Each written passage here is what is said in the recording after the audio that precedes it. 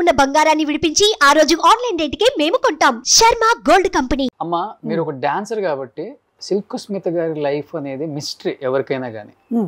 ఎలా ఉండేది మీతో ఆమెకి ర్యాప్, మీ ఇద్దరి మధ్య బాండింగ్ కానీ? ఆమె ఫస్ట్ పిక్చర్ నుంచి నాకు బాగా పరిచయం అండి.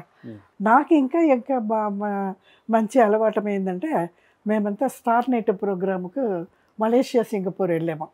దాంట్లో నేను దాని జొతేళ్ళు వెళ్ళాను. మీ ఇద్దరు డాన్స్? నాది క్లాసికల్ డాన్స్, దానిది సినిమా డాన్స్. ఓకే. దానిది గ్లామర్ కదండా, ఓకే. అందుకే దానిది గ్లామర్ డాన్స్, నాది క్లాసికల్ డాన్స్. ఓకే. అబ్బా, ఒక జనాలు చూడండి, ఒక సిల్క్ సుమిత అప్రిషియేట్ చేసేవాళ్ళు, అంత జనాలు మలేషియా, సింగపూర్లో. చచ్చిపోయేవాళ్ళం అంటే అంత ఫ్యాన్స్. అందానికి, అన్నిటికీ, కాస్ట్యూమ్స్. అట్లా అమ్మాయి ఇట్లా పోయింది చూడండి. చెప్పాను కదా, వచ్చి చేరుతారు కదన్నా, అలాగే చేరే వాళ్ళే దాన్ని మోసం చేశారు. అది ఏదో లవ్ లో వేరే పడిపోయింది. ఆ లవ్ లో పడిందంటే పాపం లైఫ్ ని మార్చుకుంది. సూసైడ్ ఉందని చెప్తారండి.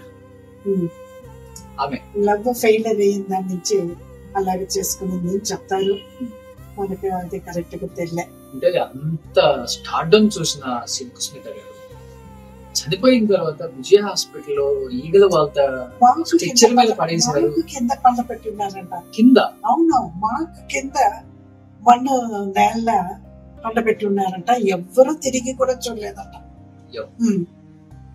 అలాంటి పరిస్థితి ఎవరికి అదేంట సావిత్రి అమ్మ, సిల్క్ సుమిత వీళ్ళంతా తెలిసేటప్పటికి మనసు ఎంతో కష్టం ఉండాలి.